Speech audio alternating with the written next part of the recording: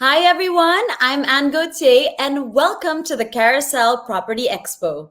Here at Carousel, we really want to make sure that the information we'll share with you throughout this expo will educate and help you in your various property endeavors. And by property endeavors, we know some of you here are also land or property owners yourselves. Don't get lost in translation when dealing with the legal documents involved when buying or assessing a property, from title due diligence, real property tax, and even estate planning. Today, we'll cover all these topics and more with an expert. He is a licensed real estate broker for more than 15 years. He is the pioneer in the land transfer services and is well versed with current land regulations and the dynamics of government procedures and compliance for registration of properties. He was also one of the mentors for CNN's The Final Pitch Season 5 Real Estate Edition. We are pleased to have with us today the President and CEO of Conveyance Realty Services, Mr. Hardy Lipana. Hi, Anne. Thank you for Hi, having me here in this webinar. thank you so much for being here with us today. We are so excited to learn from you. Now, a land title is the most important document in real estate transaction, right? That's correct, Anne. And you really need to look at the legality of the documents before taking that step in owning or purchasing the property. Do you agree, Hardy? Yes, absolutely. And with that, let's begin because we are so excited to learn from you. First, tell us about the services offered by Conveyance. Conveyance Realty Services is a professional company that offers land title transfer services and other similar real estate services. We're a team of licensed brokers, lawyers, engineers, and we offer the full range of land title services from title verification, title transfer, cancellation of annotation on title, subdivision of title, issuance of lost title. So we're a one-stop shop, no, of services for all your land title needs. We specialize in title transfer, particularly on sale, donation, and even property inheritance. That's wonderful. A one stop shop for title transfers. And how did the pandemic change the way you conduct real estate services in the country? Um, Honestly, Anna, at first it was a bit difficult for the company, especially with the government restrictions imposed during the pandemic. It affected our operations. We're not operating at full capacity. But thanks to technology, right now we're able to adapt to the new normal of doing business. No? All our transactions now are done online through our website at www.conveyance.com.ph. So our client can transact and pay online. They don't need to go to our office. No? And aside from that, we also have a title tracker program. No, we're the only ones that have that here. And the title tracker program is similar to a tracking system with a courier company. For example, if you purchase an item, you want to track the status of your order. With the title tracker program, you can monitor the status of your account with conveyance, no? Anytime and anywhere you are. That's how convenient it is for clients to transact with conveyance. Wow, thank you so much for sharing that. And now digging into your experience, before buying a foreclosed property or secondary market property, what are the things I should look out for when checking the legal documents? The first thing that you need to look at, it's the thing that you mentioned earlier, the most important thing, no? It's the title. No? So when you buy a property in the secondary market, normally the seller or the owner will show you his copy of the title or the owner's duplicate of the copy. Okay, Mhm. so it's very important to check the relevant information of the property, particularly the ownership and the details. No, what is the size of the property, the location of the property. Okay, and then you need to validate that with the original copy, no, which is at the register of deeds, no, because there are two copies of the title. So you need to get a certified copy, no, of the original copy at the register of deeds, and you need to compare the two titles, no. So what are the things that you need to look at? Again, the ownership, who is the owner, the area of the property, the location, all the information on the owner's copy and the original copy should match. They should be identical. Okay? One thing, if you get a certified copy of the title at the Register of Deeds, no, you can find out if there's an existing legal impediment on the property, if there are persons or there are third-party claims, no, there are a legal issue on the property, no. With a certified true copy of title, you can verify that, no? So it's very important because it might affect the transfer of ownership, no.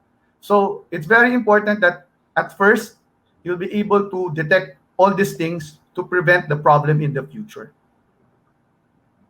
Got it. Thank you. That's so important to see if it matches. How Correct. about for foreclosed property? Is there For a the difference? for the foreclosed property, it's the same. You need to check, of course, again the title, no. You have to compare all the details, no. But um, you have to check if the foreclosed property is already transferred, no, under the name, for example, of a bank, no, a bank foreclosed a property. Sometimes it's still under the name of the original owner or the ones who put the property as collateral, no. So the first thing that you need to check, you have to make sure that the title of the property is already transferred under the name of the bank before you purchase that property. Otherwise, you will have a problem. And talking about land title concerns like that one, or transfer of ownership, due diligence, and more, I'm sure you deal with many different clients on a regular basis. Can you share what the most common problems are and how to solve or even prevent them from happening? One of the most common problem that we encounter for title transfer is how to transfer the property inheritance to the heirs. So most of our clients, no, they inherited properties and they already have a buyer, but they cannot sell their property because the titles of those properties are still under the name of their deceased relatives, under the name of their parent, grandparents, and under the law of succession, no, the rights and interests, no, of the decedent automatically transfers, no, to his heirs. Okay. However, the heirs still has an obligation to settle the estate and pay the estate taxes on time. So this is the problem. Most of the heirs do not know this. They think that if someone dies and he left a property, automatically it transfers to them.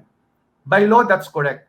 But still, you have to do the documentation. You have to process the estate and you have to pay the estate taxes. Why? Because if you don't settle the estate tax and pay the estate taxes on time, there are penalties. Okay? Here in the Philippines, under the old tax code, you need to settle the estate within 6 months at the time of death. Okay? But under the new law, the train law in 2018, it was now extended to 1 year. Okay? You have to settle and pay the estate taxes for you to transfer the title of the properties under your name. Okay? So that became a problem. So the heirs right now, they cannot take advantage of their property inheritance. They cannot sell it. No? So by the time that there's already a buyer, they find out that because of the penalties and interest, no, they cannot anymore afford to pay the estate tax. And this is true. We have cases wherein the estate taxes, the value of the estate tax is already higher than the value of the property. No? Wow. Yeah, because of the penalties. No. If you go past 6 months to a year. Yes, correct. But the good thing, and right now, is we have an estate tax amnesty ongoing. No, the estate tax amnesty makes it easier for the heirs to settle the estate taxes and transfer the title of their property inheritance. So you were speaking of estate tax amnesty. What is the estate tax amnesty? Last February 2019, President Duterte signed into law Republic Act 11213, or the Tax Amnesty Act. Okay, this act aims to um, provide revenue to the government by granting amnesty, okay, for those unpaid taxes for the year 2017 and prior years. Okay, now one of the taxes here is the estate tax. Okay, what is the objective of this amnesty?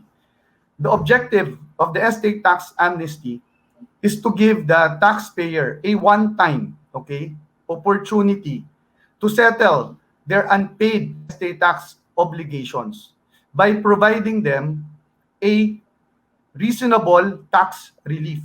Okay, so what is this reasonable tax relief?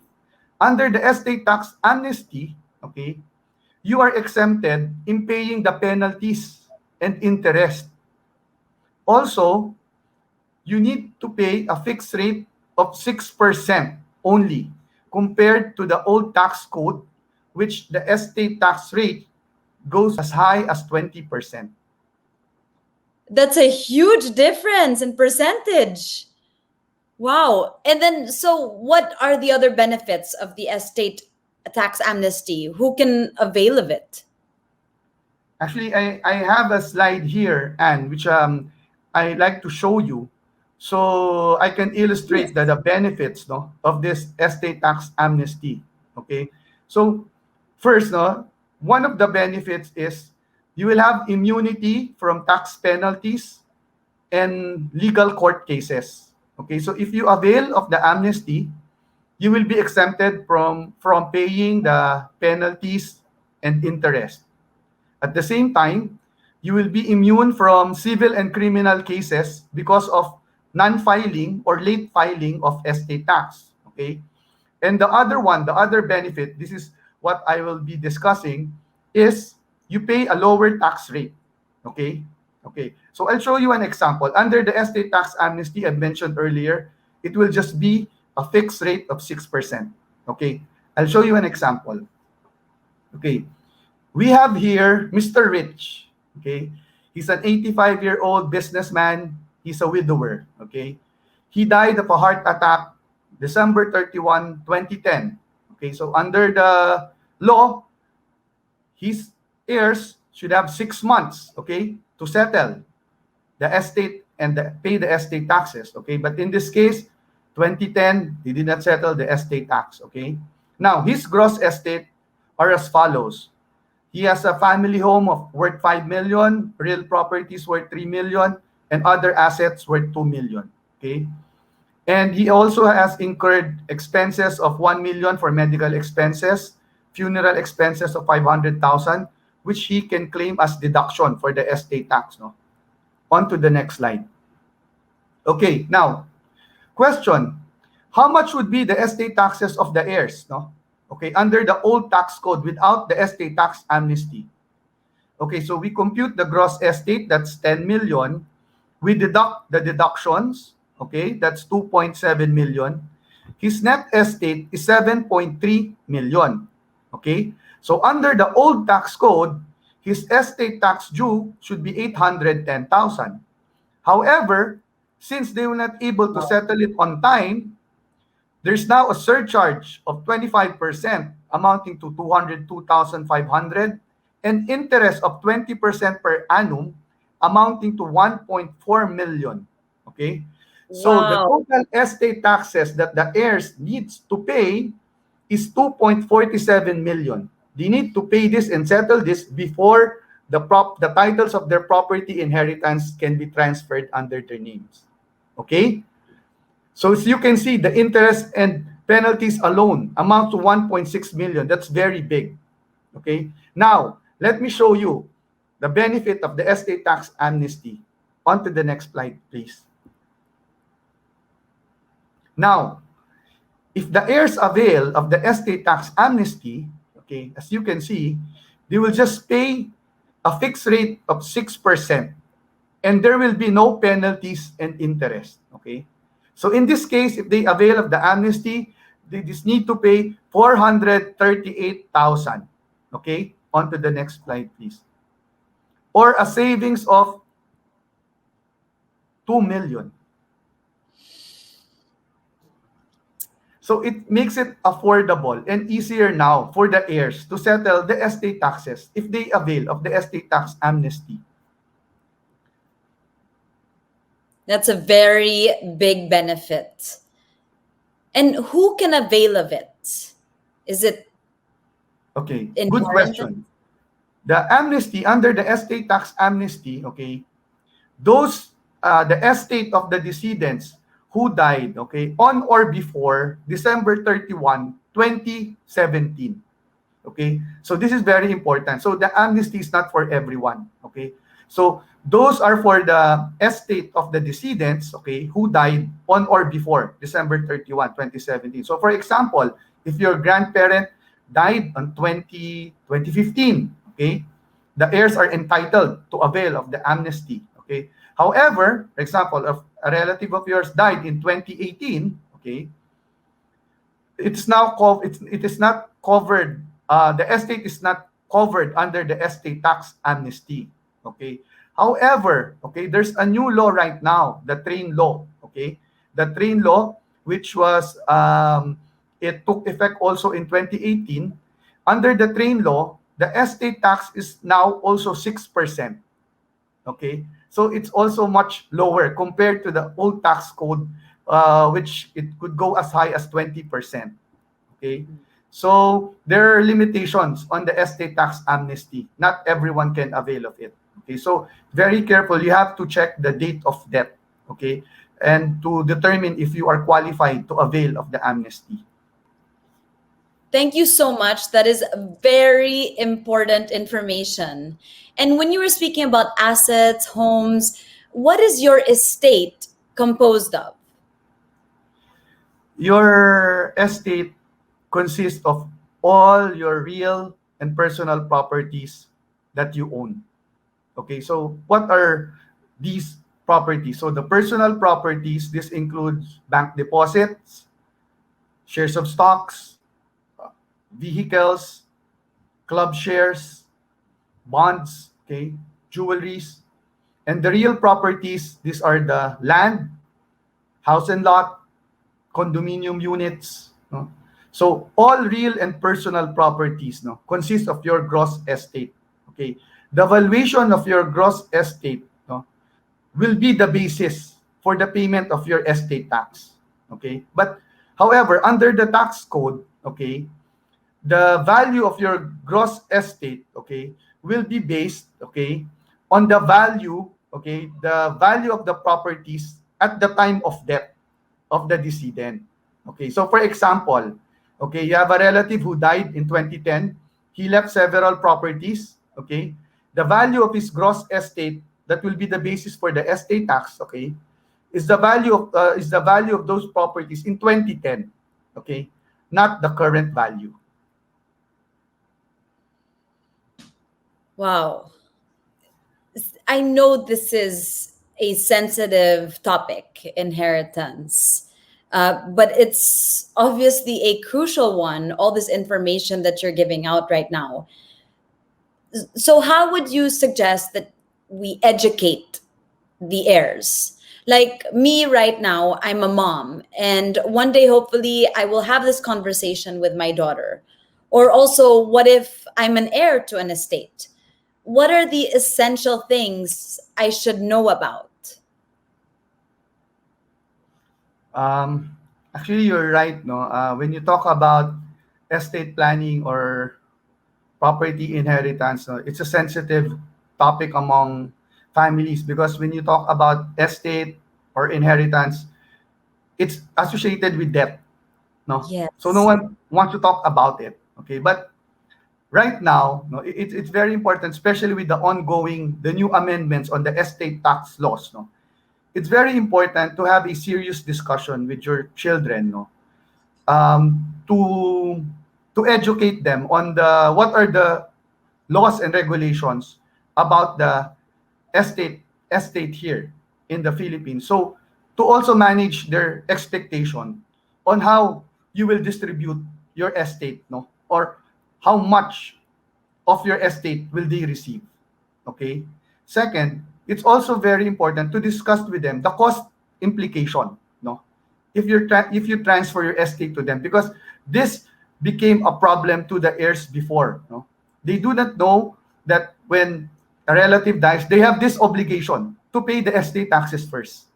So it's good that right now you discuss this with your children, so they can already prepare a budget. So by Mhm. the time comes that they need to, settle your estate and pay for the necessary taxes, they're ready. They're prepared. And with that, are all children heirs? Is it just automatic? Children inherit their parents' property? Under the Philippine laws, that's right. No, children are considered compulsory heirs. No, legitimate and illegitimate children. No, they're considered as legal heirs. Legitimate and illegitimate. Yes. Correct. And what does the Philippine law mandate regarding inheritances? Okay. The Philippine law defines, no, who will be your heirs, okay, and what proportion of your estate or your properties can be distributed to them or to other people, okay.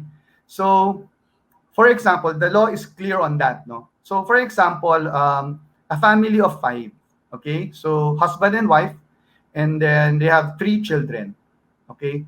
So under the law, okay, so if the husband and wife dies, the three children would be their heirs, okay.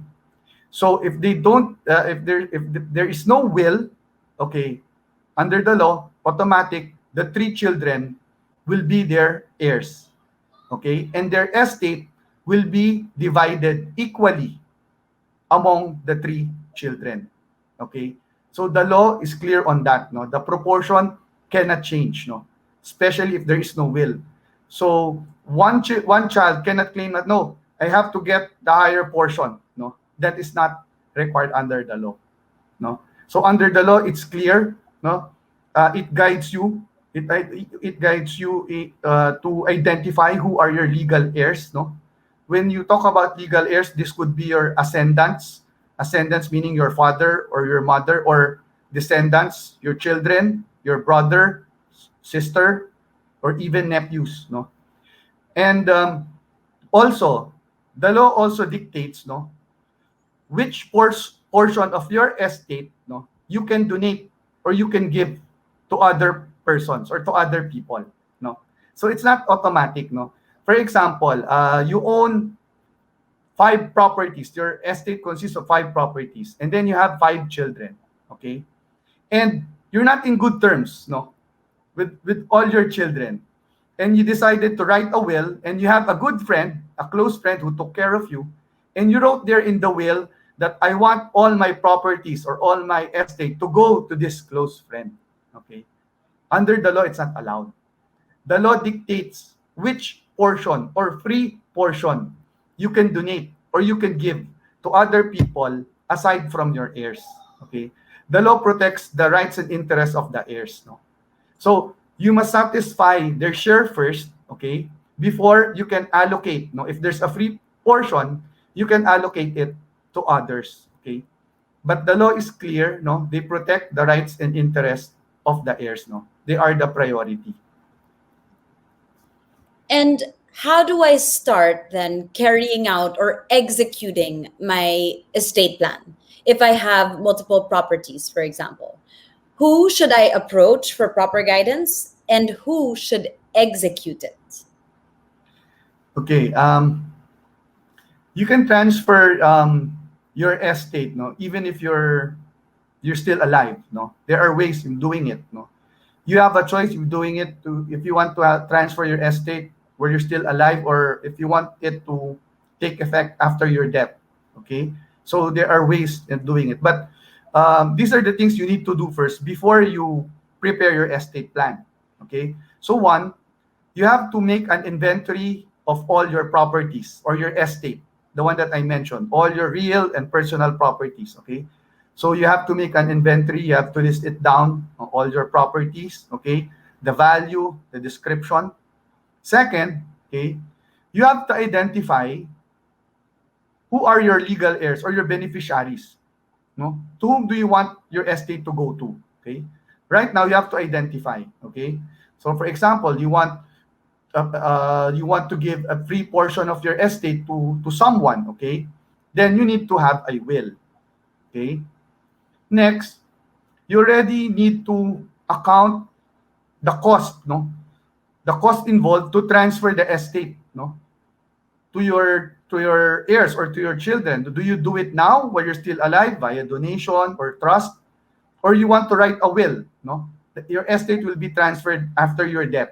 Okay, so there are manners of doing it. Okay, but you have to consider all these things first for you to make a proper decision. Okay, and also these things involves legalities and technicalities, no, so it's better to consult the experts, no. You can consult lawyers or estate planners. Our company also assists in this type of problems, no. And it's also a good thing if you can get a life insurance, no, to cover for the estate taxes, no, for the transfer of the properties.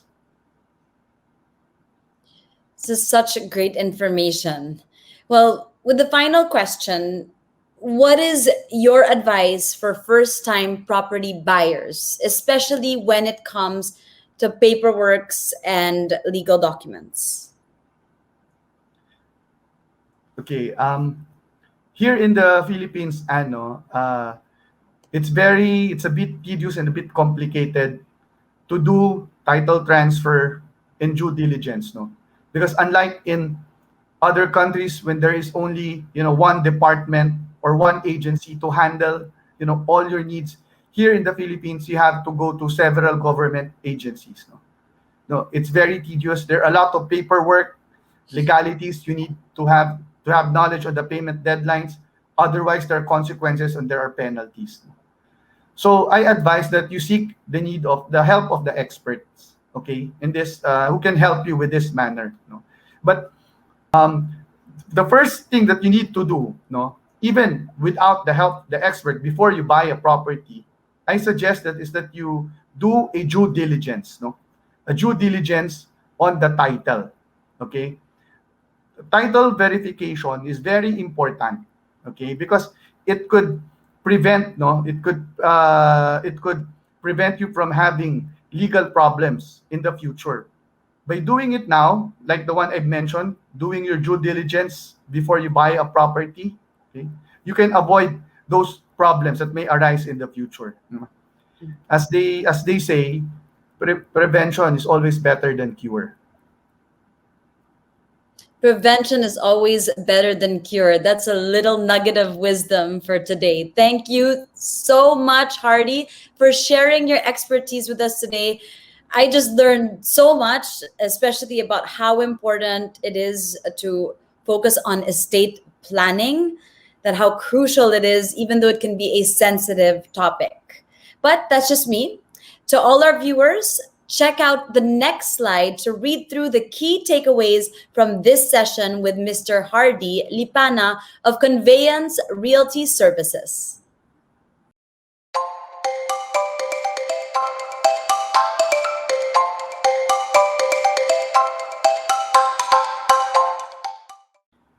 Now, please let the viewers know, Hardy, where they can find you in case they have follow up questions, which I'm sure they will have from our discussion today.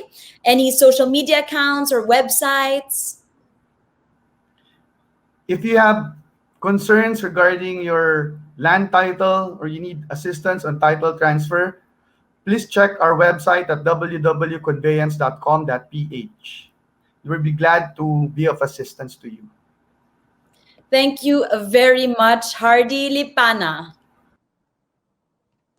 Now, don't miss out on other webinars we have in store for you today. Also, browse through Carousel Property to find the widest selection of properties to choose from that will satisfy every person's needs and budget. In Carousel Property, there's every type of home for every type of person. I'm Anne Gauthier. It's been a pleasure being with you today. Stay safe and see you in the next webinar.